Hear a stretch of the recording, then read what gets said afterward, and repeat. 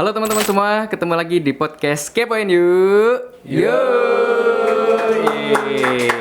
Punya Dinkominfo Temanggung bersama saya Firman Adi sebagai host. Nah teman-teman semua, sobat kepo sekalian, ngomongin soal informasi nih. Zaman sekarang, zaman digital, pasti semua orang tuh pengen banget dapat informasi yang terup to date, aktual, dan tentunya terpercaya.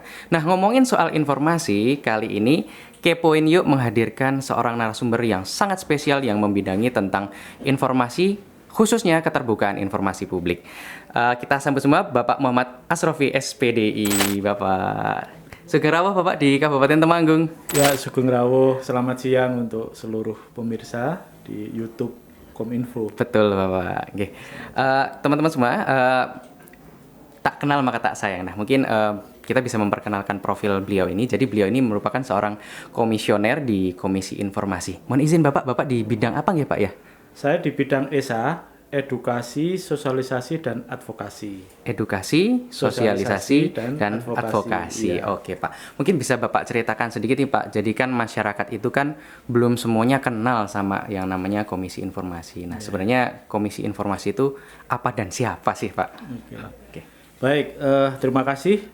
Komisi Informasi itu adalah lembaga independen yang dibentuk oleh pemerintah. Kami punya payung hukum Undang-Undang Nomor 14 Tahun 2008. Oke. Tugas dan wewenang kami itu yang pertama itu mendorong kepada semua badan publik untuk melaksanakan keterbukaan informasi. Oke. Nah, siapa itu badan publik? Badan publik adalah lembaga pemerintah yang dibiayai oleh APBN maupun APBD. Jadi otomatis dia punya kewajiban karena dia mendapatkan anggaran dari pemerintah, maka dia punya kewajiban untuk menyampaikan informasi seluas-luasnya mengenai ya dokumen, data, program kerja, pertanggungjawaban keuangan dan sebagainya yang ada di badan publik tersebut melalui kanal-kanal yang dimiliki. Baik bisa secara online maupun secara offline. Kalau di Jawa Tengah sendiri mungkin bagi semua pemirsa itu badan publik itu siapa saja kalau dicontohkan ya tentu kalau pada level paling rendah itu ada di desa. Ada di desa ya. Karena desa itu kan memperoleh dana desa, memperoleh APBD. Nah, maka desa berkewajiban untuk menyampaikan berbagai informasi apapun. Dan masyarakat berhak untuk bertanya. Jadi kalau masyarakat ingin tahu penggunaan anggaran, katakanlah pada tahun anggaran 2022, 2023 misal, datang saja ke desa. Lalu nanti akan dilayani oleh BPID dan desa wajib untuk menjawab itu. Kalau desa tidak menjawab terhadap permohonan itu, maka kemudian pemohon ya masyarakat itu bisa melaporkan ke KI yang nanti jatuhnya akan sengketa informasi. Di level atasnya lagi ada kecamatan. Kalau mau tanya apapun boleh. Di level atasnya kabupaten, dinas-dinas. Pokoknya semua badan publik yang dibiayai oleh negara itu wajib menyampaikan informasi. Nah itu tugas kami yang pertama. Tugas kami yang kedua adalah melakukan Monef tahunan. Seperti hari ini kami melakukan Monef di PPID Temanggung. Ya. Ya tujuannya apa? Kami ingin melihat seberapa jauh kepatuhan PPID terutama di pemerintah Kabupaten Temanggung terhadap keterbukaan informasi. Ada 4 tahap yang kami nilai. Yang pertama itu keterbukaan informasi melalui kanal-kanal yang dipunyai ya otomatis melalui web dan medsos. Lalu pengisian SAQ yang di tahap kedua, yang ketiga kami visitasi pada hari ini untuk melihat secara langsung bagaimana kinerja keterbukaan oleh PPID yang bersangkutan dan nanti uji publik pada tahap yang keempat. Nah, kami melakukan Monef ini hampir ke seluruh badan publik di Jawa Tengah, yang mulai dari dinas-dinas yang ada di provinsi kami Monef, lalu badan vertikal itu ya seperti BPK, Polda, Kejaksaan, lalu juga pengadilan tinggi dan sebagainya. Kami juga Monef, kami melihat seberapa jauh kepatuhan mereka terhadap keterbukaan informasi.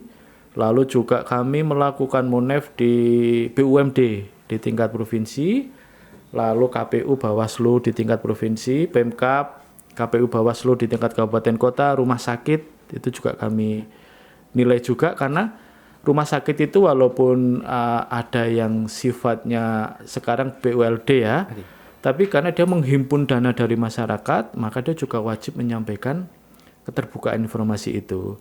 Nah, paling tidak ada 2 tugas itu. Yang pertama itu kami mendorong badan publik untuk terbuka, termasuk sampai Monef, dan yang berikutnya adalah kami sebagai lembaga independen yang diberikan kewenangan untuk melaksanakan penyelesaian sengketa informasi. Jadi ada banyak ternyata yang masih kita temukan sengketa yang muncul di daerah-daerah. Jadi pada tahun 2022 kami menyelesaikan 160 register persidangan di seluruh provinsi Jawa Tengah ya? Ya, karena KI itu Komisi Informasi itu kalau di Jawa Tengah itu yang ada baru di provinsi. Di kabupaten itu bahasa undang-undang itu bisa dibentuk. Jadi tidak wajib. Sehingga ketika kabupaten kota pemerintah Pemkabnya maupun DPR-nya belum berinisiatif untuk membentuk, maka memang tidak diwajibkan. Yang wajib itu di provinsi. Karena cakupan kami itu satu provinsi, maka memang luas sekali. Sehingga kemarin ada 160-an register yang kami selesaikan sengketa informasi, itu 60% didominasi oleh sengketa desa. Jadi mungkin di desa masih ada ketakutan ya ketika ada LSM ya, terutama yang meminta informasi, katakanlah pertanggungjawaban ya, penggunaan dana desa, mereka masih takut untuk memberikan. Nah, biasanya oleh teman-teman LSM ini berujung ke sengketa informasi. Tahun 2023 kemarin kami menyelesaikan 100 register. Alhamdulillah sudah mulai menurun ya. Pak. Dan sudah tidak lagi didominasi sengketa di desa. Jadi 1 tahun itu progresnya agak lumayan. Desa kita dorong untuk membenahi PPID, lalu terhadap informasi apapun, kalau memang sudah selesai diperiksa oleh inspektorat, oleh BPK, kasihkan saja, tidak apa-apa, karena itu memang dokumen terbuka gitu. Jadi supaya kalau sudah dikasihkan itu ya sudah, mereka tidak punya hak untuk kemudian mensengketakan itu. Tahun 2024 ini sampai bulan November ini makin turun lagi, alhamdulillah hanya sekitar 25 register yang kami sidangkan, dan sudah kebanyakan ada di ranah SKPD provinsi ya yang bersengketa. Justru sekarang LSM banyak yang ke sana. Permohonannya seputar yang paling banyak itu PBJ, pengadaan barang dan jasa. Karena ini aturan terbaru di Perki kami, Peraturan Komisi Informasi nomor 1 tahun 2021, bahwa sekarang BPJ berbagai dokumennya itu juga harus diupload secara terbuka biar masyarakat juga bisa menilai, baik pengadaan barang dan jasa pada waktu pelaksanaan sampai pasca pelaksanaan. Berarti tapi trennya tuh setiap tahun itu berubah ya? Berubah-ubah. Dari mulai mayoritas desa, kemudian sampai dengan provinsi gitu ya Provinsi Pak? Ya sekarang trennya di provinsi. Sama yang kedua itu permintaan dokumen mengenai perjalanan dinas. Jadi bukti-bukti itu. Jadi memang gini Mas, jadi informasi itu kan ada 2 jenis. Informasi yang sifatnya terbuka, sama informasi yang sifatnya tertutup, atau kalau dalam bahasa ini dikecualikan. Nah, yang terbuka ini porsinya sangat besar. Ibarat sebuah prosentase itu, sebetulnya informasi itu yang terbuka itu hampir 95% lebih. Itu dokumen itu terbuka. Nah, lalu dokumen yang dikecualikan itu kecil sekali. Jadi misal menyangkut soal data pribadi, maka tadi sudah benar pada waktu presentasi itu, katakanlah kalau ada data pribadi yang menyangkut soal nama orang, lalu alamat dan sebagainya, itu harus dilindungi. Bahasanya karena itu privasi ya Pak ya? Privasi. Itu kalau dokumennya satu kesatuan Pak, begitu cukup dihitamkan namanya, itu di blur gitu, alamatnya di blur gitu, kalau ada nomor WA-nya di blur gitu, itu dokumen yang dikecualikan. lalu juga menyangkut soal keamanan negara, lalu soal kekayaan intelektual, Haki itu juga dokumen pribadi, lalu juga soal katakanlah data-data mengenai persenjataan itu ya. Lalu juga tadi kalau yang dokumen dikecualikan di sini tadi saya lihat soal protokol keamanan IP address atau apa ya. Nah, itu kan menyangkut juga soal keamanan data-data di pemerintah kabupaten, itu memang boleh dikecualikan gitu. Oke, Pak. Kita akan mengambil kata kunci keterbukaan informasi ya, Pak. Oke.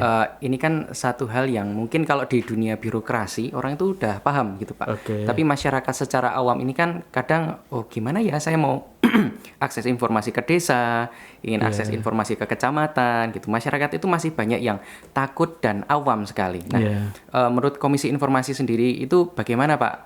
Istilahnya meyakinkan masyarakat bahwa ini legal kok kalau mau tanya ke kecamatan, ini legal kok kalau mau tanya ke desa gitu, Pak. Itu seperti apa, Pak? Kami juga terus-menerus mensosialisasikan kepada masyarakat ya, termasuk kewajiban Badan Publik juga bahwa masyarakat itu dilindungi oleh undang-undang kaitannya dengan keterbukaan informasi, yaitu Undang-Undang Nomor 14 tahun 2008.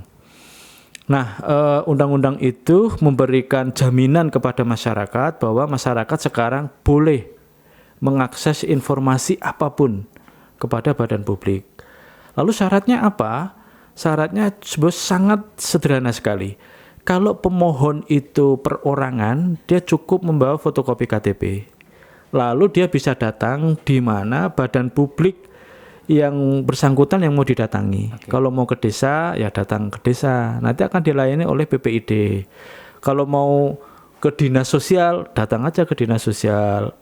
Ya, jadi menyangkut dokumen apa yang mau diperlukan. Dia tinggal datang saja. Kalau perorangan itu, kalau organisasi yang berbadan hukum, itu syaratnya adalah dia harus punya izin Kemenkumham. Itu lalu juga membawa fotokopi KTP dari pemohon ya, kan mungkin LSM itu bisa 1-2 orang yang minta. Kalau 2 orang berarti dia harus bawa fotokopi 2 orang. Kalau 1 orang cukup 1 orang itu bawa fotokopi plus salinan ya fotokopi izin Kemenkumham itu. Nah, cakupannya juga cukup luas undang-undang itu. Jadi baik perorangan maupun organisasi itu bisa minta informasi se-Indonesia. Nah, ini yang kadang-kadang juga dalam tanda kutip mungkin akan memberikan kemudahan atau memberikan ruang bagi masyarakat seluas-luasnya untuk mengakses informasi. Tapi dalam tanda kutip kadang-kadang ya setiap undang-undang itu kan selalu ada kelemahannya ya. Nah, ini yang evaluasi kami memang ketika ruang itu terlalu luas, katakanlah teman-teman LSM itu diberikan ruang dia bisa minta se-Indonesia. Ya kadang-kadang dia tidak berdampak langsung. Katakanlah yang banyak bersidang di tempat kami itu adalah LSM yang kantornya di Bekasi. Oh gitu, Pak? Jadi, yang bersengketa itu kantornya di Bekasi tapi sengketanya di Jateng gitu, Pak? Di Jateng ya, gitu. Karena kan memang boleh meminta informasi dimanapun ya. Saking terbukanya gitu Saking terbukanya. Dan bermodal informasi itu ada 2 model. Dia bisa datang secara langsung. Dan bisa secara online. Jadi karena ada kemudahan bisa online itu makanya akses dimanapun dan kapanpun gitu. Jadi katakanlah dia minta satu waktu nih minta informasi mengenai pengadaan barang dan jasa di dinas kesehatan. Lalu tinggal ganti aja judulnya di dinas kelautan, di dinas apa, gitu ya, sekali dikirim, jret, itu nanti dia dalam satu waktu dia bisa ngirim ke sekian badan publik. Nah nanti ada yang dijawab, ada yang tidak. Nah ini yang kadang-kadang juga evaluasi kami dan kami berusaha untuk kemudian membenahi karena undang-undang itu kan baru tahu titik kelemahannya setelah berjalan. Nah, lalu kemudian kami berencana mengajukan judicial review KI Pusat ya, untuk katakanlah nanti pemohon itu yang berdampak langsung. Kalau perorangan ya paling tidak ya dia berdampak di desanya atau di kabupatennya, dibatasi di situ. Kalau LSM juga di kabupatennya atau hanya cukup di provinsi dia gitu. Oke, Pak. Nah kita kembali ke Kabupaten Temanggung nih, Pak. Baru saja kita melakukan bersama, Bapak melakukan visitasi. Nah mungkin boleh dong disenggol-senggol sedikit kalau keterbukaan informasi publik untuk Kabupaten Temanggung menurut Bapak seperti apa Bapak? Iya.